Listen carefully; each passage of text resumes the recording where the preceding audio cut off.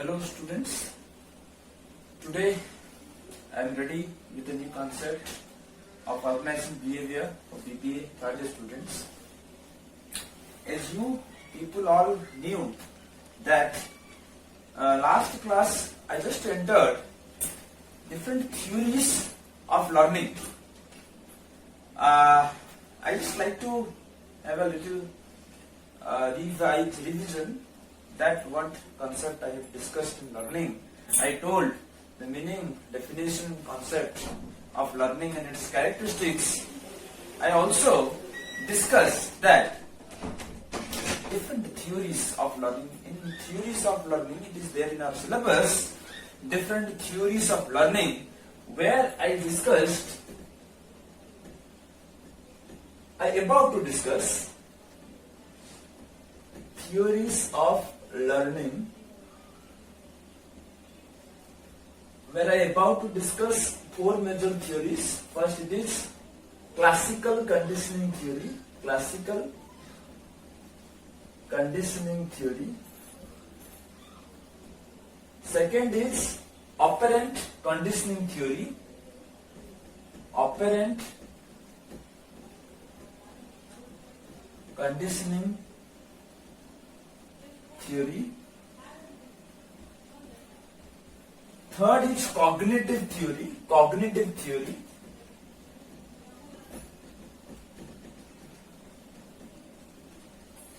And last is social learning theory. Last is social learning theory. So students, in my last two classes, I just discussed what is classical conditioning theory and what is operant conditioning theory.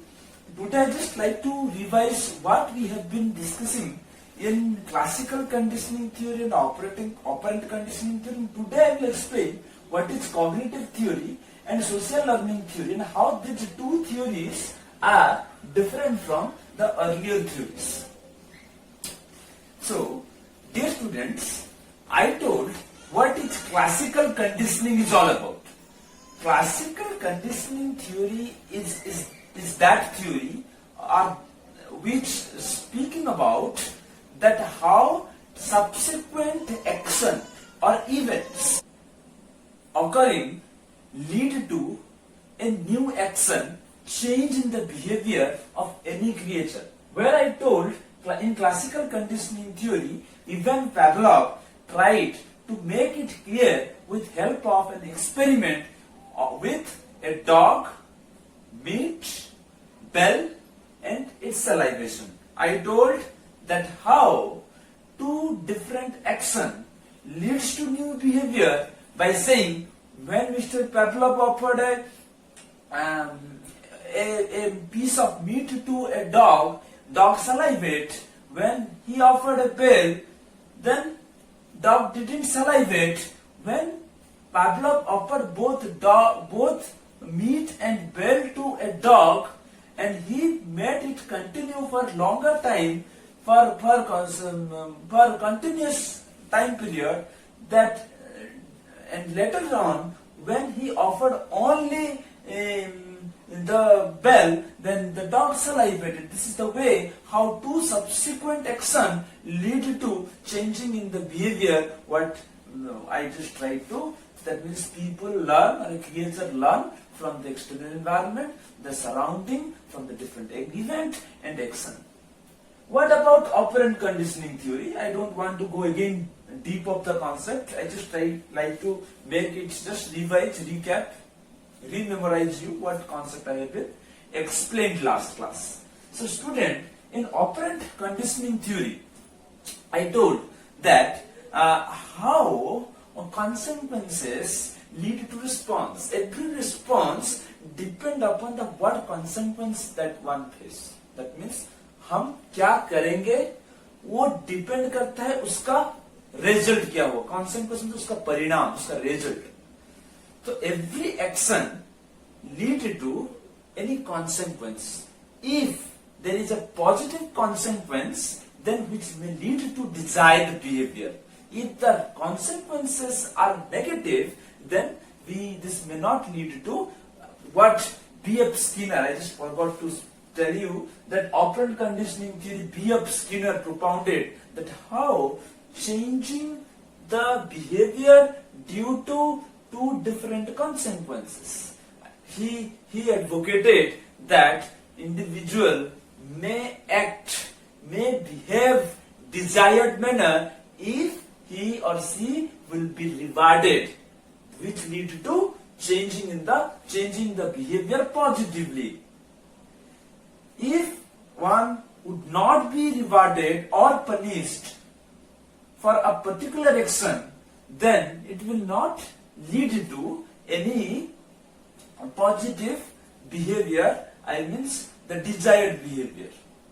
It means B.F. Skinner, in this theory, B.F. Skinner just make the change in the behavior due to two subsequent changes. One, it is positive consequence, second, it is negative consequence. If consequences, you just follow my last video, last class, I just explained well with perfect example how reward lead to positive reaction, how punishment or not rewarding with an example. In the organizational context, I tried to make this clear. I hope you will follow my last video in order to make this two theory more clear. But today, I will explain the concept of cognitive theory and how it is different from classical conditioning theory. So student,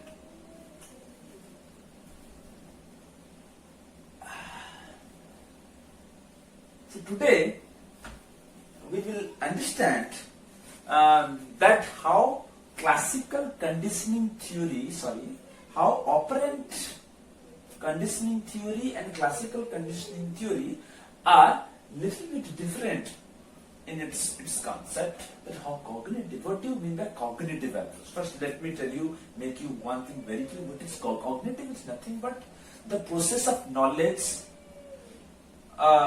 the process, the thought, the inner thought that individual possesses, the knowledge of interpretation that within an individual it goes. So what this particular theory speaks, that all learning probably does not lead to any subsequent action going in the environment. Suppose you people are watching this video and you trying to grabbing the concept by observing me, by observing my class, by observing my lecture. Here, you people are not at all worried that what is going on in the environment. You are not here to practice or practically experience anything. So what exactly I want to say, all learning process does not come across in the form of any event or any outcome, what previously theory spoke. This particular cognitive theory speaks that there are some learning, individual learns from its internal thought process. It means he grab the information, he grab the knowledge, he grab the facts, figures into brain and interpret in its own mindset and reach to a conclusion. Again I am telling you, cognitive theory speaks that knowledge of interpretation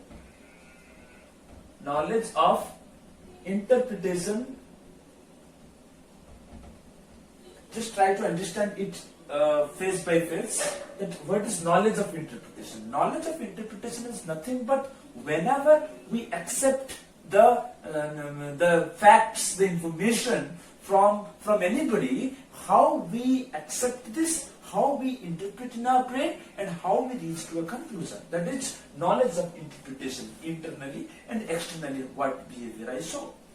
Second, it is thought.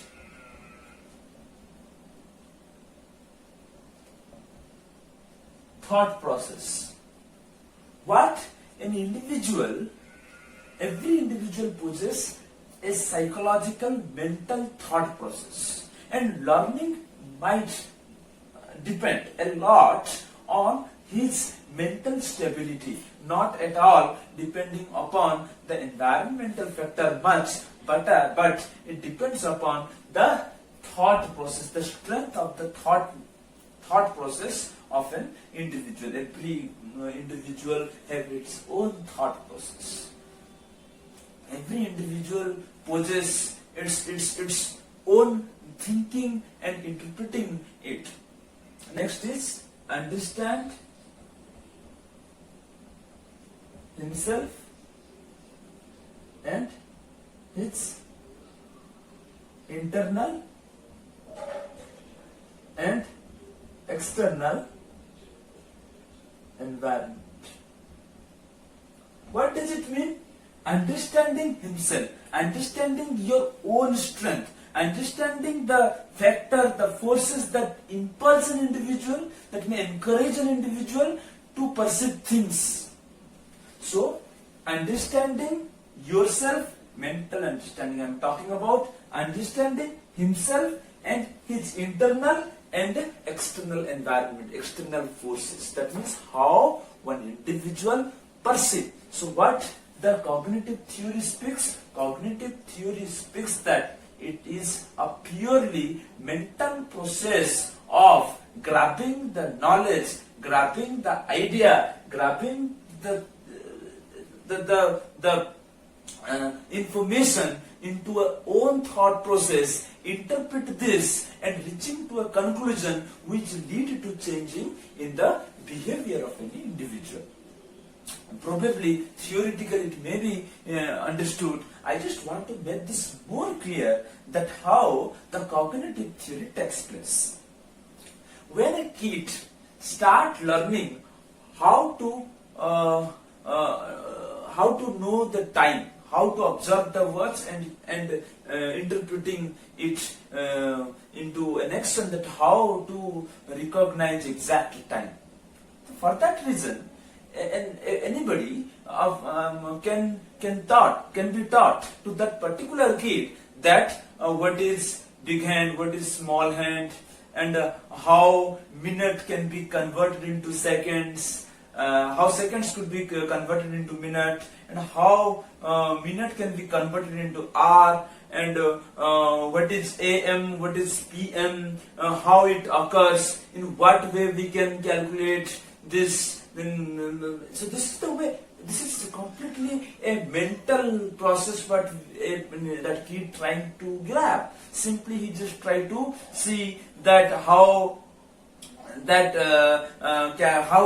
he can measure different unit of the words, that is seconds, minutes, and hours. How 24 hours, 60 minutes, 60 seconds. So these are the things. He has to memorize it well, and he has to calculate. He has to work out internally in order to. This is a process of practice that he usually does in his day-to-day life. After this particular exercise go on for longer activity, longer time period, slowly and steadily, he will able to speak exact time. What is the time, whatever the time it is, he can exactly observe this and turn immediately into a result, and he can speak. It is 4 o'clock or 4:30, whatever the time it is the way. So you can say cognitive learning is nothing but whenever an individual learns internally by possessing information and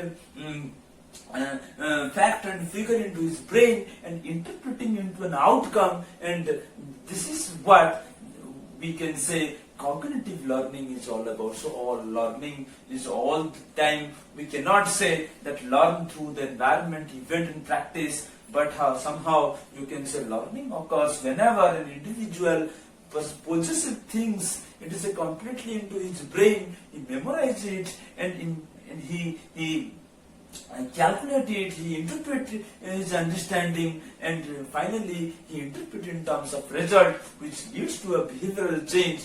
You can say in class, whenever you are there in class, whenever you are there understanding the calculations in school, and whenever you are listening to a poem and memorizing this poem and trying to speak it. So this is the way how things learning going in the school, colleges, theoretically in the classroom. You can say this is completely a cognitive process where you learn things, you learn lesson, you learn theorems, you learn everything, and you interpret into your action. Probably in the upcoming time, you definitely show this into an action, behaving in a proper way. So you learn and you convert this, interpret this into a result, which definitely changes to behavior. I told that whenever the behavioral change occurs, you can say learning. But here the behavioral change is completely depend upon how you perceive the information, the knowledge, the thought process into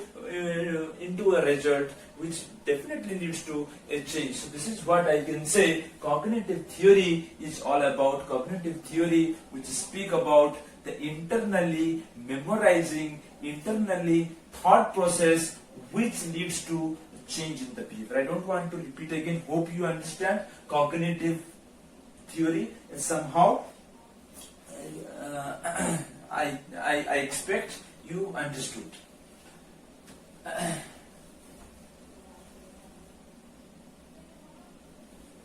Next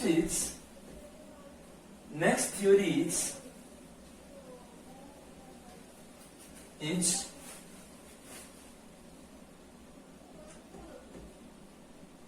social learning theory. Social learning theory. This theory is the most practical theory, and everyone in this world, somehow people expose it, speak this generally publicly. Sometimes we speak, sometimes we may not speak, but somehow and somewhere every individual while learning, he follow social learning theory. Social learning theory is nothing but is the process of adapting the behavior of a people who is called model. What I can say? Model. You can say it as a role model. To whom we follow, whose behavior we like most. So when an infant birth or born, he every time he or she follow his or her mother or father or parents or sibling. So what I can say that following people is a practice. So what usually we do? Usually we follow people in the form of observing him, in the form of imitating the behavior. Imitate matlab nakal karna, copying the behavior. Usually we do it. In what way we imitate people? We trying to memorize what your model does, or then you try to imitate in your day-to-day life. We do it. Really, everybody has a role model. Then here question is, who may be a role model? To whom you follow is your role model. Whose behavior you like most may be your role model. Whose action influence you, your action may be a role model. Your parents may be your role model. Your teacher may be your role model. A cricketer may be a role model. A writer may be a role model. A CEO of a company may be your role model. A motivational speaker may be your role model. It means you may follow whose behavior you like most. So in social learning theory, every individual try to follow the role model, try to follow a model whose behavior he or she likes most. It is nothing but the procedure of observing, imitating, copying and applying into its own action, which later on turn into changing in the behavior. And earlier I told that social learning theory is the most usual theory. It is the most adopted theory or process. What I follow, you follow, everyone follows. Undoubtedly, knowingly or unknowingly, we are being influenced. I can say there is a training method called coaching. In coaching, always a coacher always try to always encourage this pupil, students to follow to any by giving such an example. He is just trying to motivate them. In what way you can say? You can say whenever we are there in the net practice. So while we are there in the net practice, we follow the technique, the batting style or the defensive style of any cricketer. So what I mean, we are setting a person as a role model and we are trying to grab the good technique of that batsman or bowler and we are trying to put this into our action, so which lead to a better result. I think you are trying to grabbing me well that how social learning theory works with help of a model. The model is somebody to whom we follow his or her path in order to reach to a certain destination. He may be anybody in the society, not necessarily a single person. It depends on your choice, your suitability. So what I mean, this is what I can say, social learning theory come across with 4 major steps. Social learning theory comes across with 4 major steps and they are attention, second is retention, third is motor reproduction,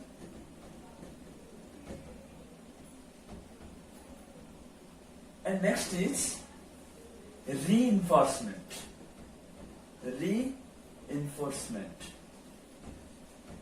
So in order to grabbing the behavior, grabbing the action, grabbing the qualities or trait of your role model, you have to follow him.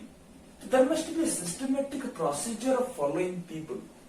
So in order to make this more easy, I can say that these are the 4 phases through which a person can follow to his role model for a desired action. The initial, any person has to, in the attention stage, any person has to simply observe the behavior of your role model. This is the procedure of observing the behavior. Observing the behavior.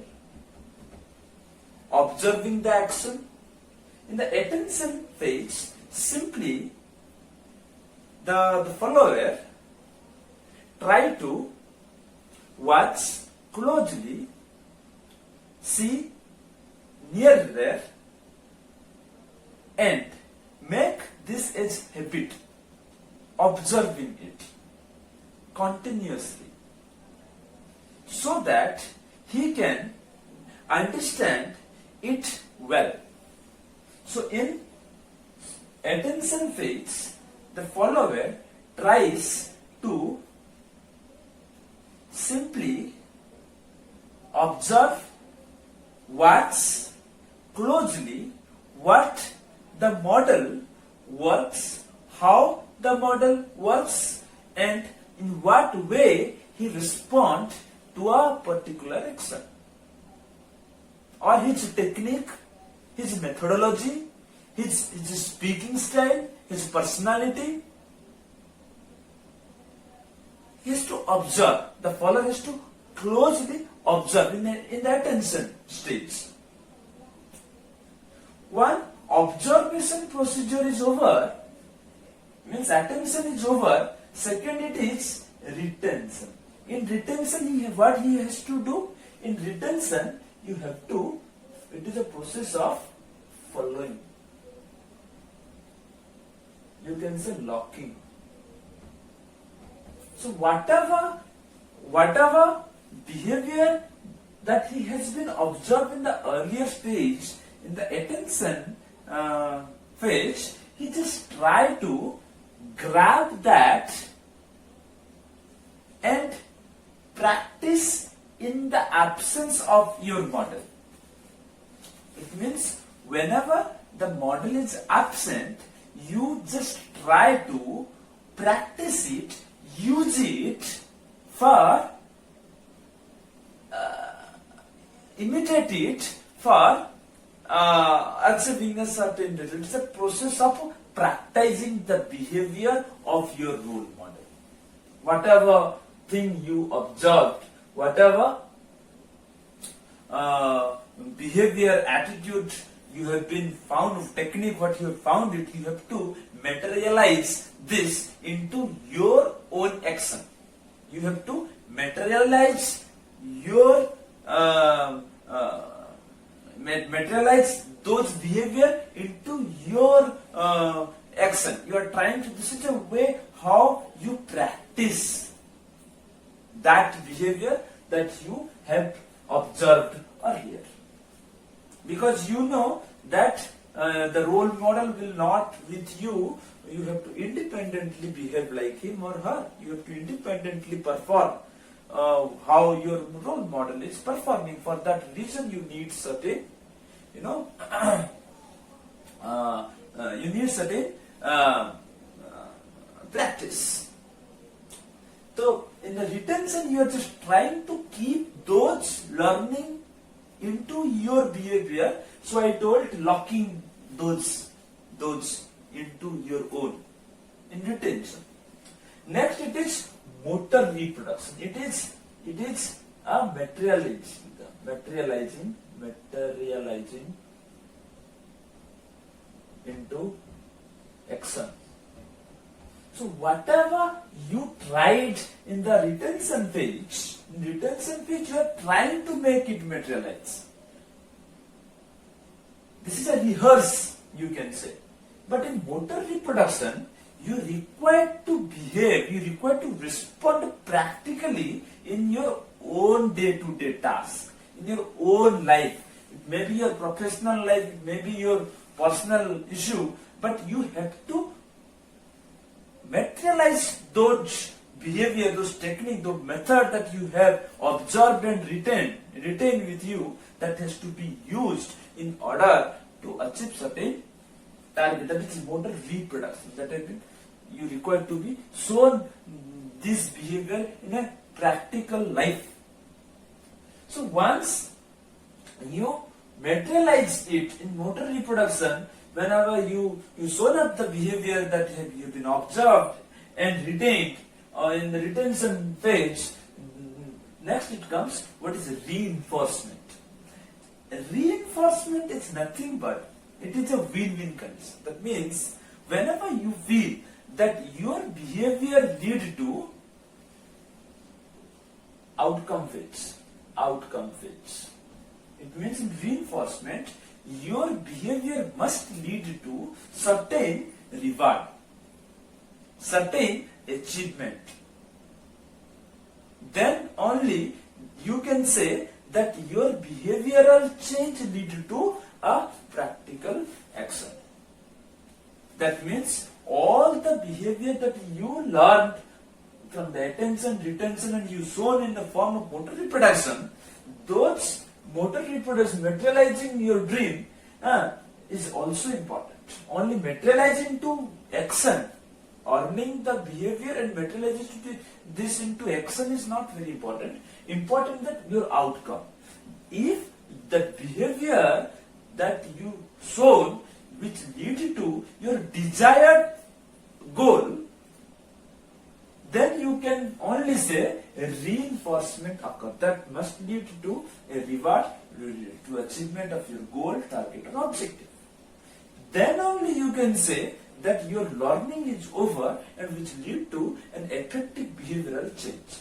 So this particular social learning theory, we knowingly, unknowingly, in our everybody in this, if you will talk about any of the successful personality, whoever it is, he must have a role model. He observed the behavior, he tried to copy him, he had to practice him, and he materialized, and which lead to a success in his life or her life. So everybody, I don't want to give an example, everybody is a very practical thing. I also follow my teacher, my elders, some of the great personality like Swami Vivekananda, like some other management gurus, I used to follow them. I used it to some of my teacher, I used it to my parents sometimes, very situationally, but I follow them. So in social learning theory, anybody from the society, whoever you like, you must take them as your role model and try to follow their path. You have to observe their behavior, you have to give a I can say a close observation, and your behavior must be, their behavior must be retention by following it, by practicing it in your day-to-day life, and you internally and externally just practice it and materialize it in the form of motor reproduction, which definitely lead to a successful of your goal in the upcoming life, which may lead to an achievement and make you a good person in the society, recognized, you may be recognized later on as a perfect individual in the society. What I can say, this is what about social learning theory, learning from anybody in the society, learning from any individual in the society is very important, which is also important for the examination point of view. I can say question may come. I explained 4 major theories. Again I am telling you: classical conditioning theory, operant conditioning theory, cognitive theory, and social learning theory, what I told today. 4 learning theory. Question may come, explain different theories of learning, may question come. Or question may come, what is learning? Explain the classical conditioning theory with a proper explanation, or any one theory may come.